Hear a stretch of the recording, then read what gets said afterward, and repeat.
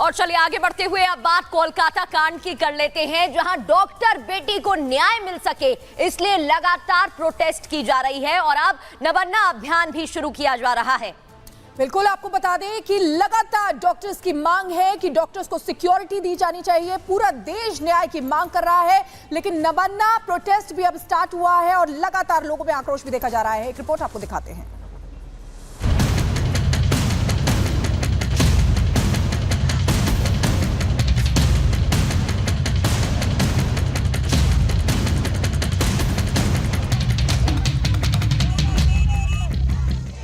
कोलकाता में trainee doctor से दरिंदगी मामले में न्याय की मांग को लेकर देश गुस्से में है। जांच कर रही सीबीआई की टीम भी फुल एक्शन मोड में है और टीएमसी टेंशन में। शायद यही वजह है कि इन गंभीर मामलों पर भी सियासत करने से पीछे नहीं हट रही। डॉक्टर बेटी की हत्या मामले में न्याय दिलाने की मांग को लेकर नबान रैली का आयोजन है।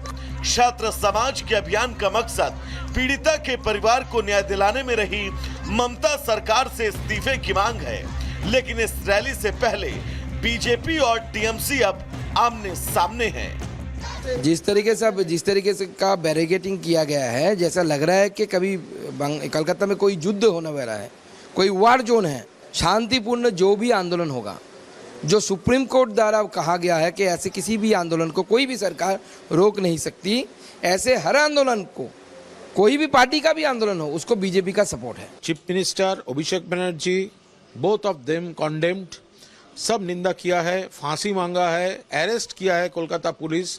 अभी सीबीआई का पास इन्वेस्टिगेशन है, लेकिन कुछ लोग, कुछ अपोजिशन वालों हमारा अभिषेक का फैमिली को जिस लैंग्वेज में वो लोग अटैक कर रहा है, तृणमूल का खिलाफ, बंगाल का खिलाफ, ये एनआरकी क्रिएट करने के लिए ये तो सब राम बाम सब एक हो रहा है। इस सियासी वार पलटवार में मैदान में दीदी की पुलिस भी कूदती नजर आ रही है। कोलकाता पुलिस ने नबन्ना अभियान को अवैध बताया। पुलिस की तरफ से कहा गया कि रैली की इजाजत नहीं ली गई है, साथ ही हिंसक साजिश का दावा किया गया।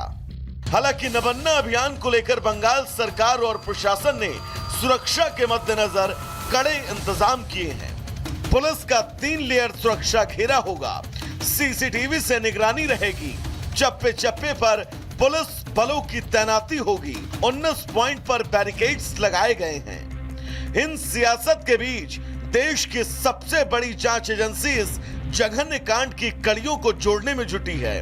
ताबड़तोड़ पूछताछ, मामले से जुड़े हर किरदार से सवाल जवाब कर रही है। अभी जांच के घेरे में मुख्य आरोपी के तौर पर संजय रॉय है। वहीं प्रिंसिपल संदीप घोष पर एफआईआर दर्ज हो चुकी है। ट्रेनी डॉक्टर अर्का और सौमित्र, इंटर्न शुभदीप के साथ ही अस्पताल कर्मचारी गुलाम पर भी सीबीआई की नजर है। ये वो 6 किरदार हैं जो इस कांड की अहम कड़ियां हैं, जो रेप और हत्याकांड का चक्रव्यूह तोड़ सारे राज से पर्दा उठा सकते हैं। Bureau report, Republic Bharat. तो कोलकाता केस को लेकर लोगों में गुस्सा है, आक्रोश है, उबाल है, लेकिन अब सवाल ये उठ रहा है कि क्या संजय रॉय जो मुख्य आरोपी है वो सीबीआई को गुमराह कर रहा है, क्योंकि वो लगातार अपने बयान बदल रहा है। बिल्कुल, सीबीआई अधिकारियों ने जब सवाल जवाब किए थे तो जो बयान संजय रॉय ने दिया था वही सवाल जब कोर्ट में उससे पूछा गया तो वो अपने सवाल से पलट गया और उसने पलटी मार ली, अपने ही बयान से पल्ला झाड़ दिया। रिपोर्ट देखिए।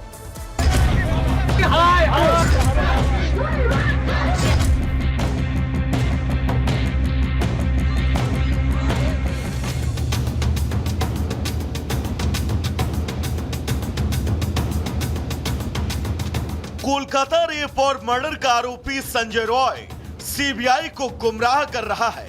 पहले कोलकाता पुलिस के सामने डॉक्टर की रेप और हत्या की बात कबूली, इसके बाद सीबीआई की पूछताछ में जुर्म कबूल किया था, लेकिन कोर्ट में संजय रॉय ने पलटी मार ली और खुद को बेगुनाह बताया।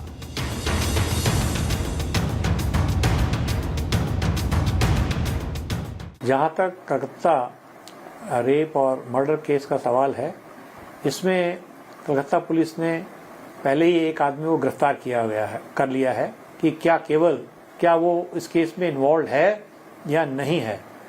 और यदि इन्वॉल्व है तो क्या वो अकेला इन्वॉल्व है या उसके कोई साथ और भी दूसरे हैं। ये इस केस का जो सबसे अच्छा सॉल्यूशन है वो डीएनए फिंगरप्रिंटिंग के द्वारा है।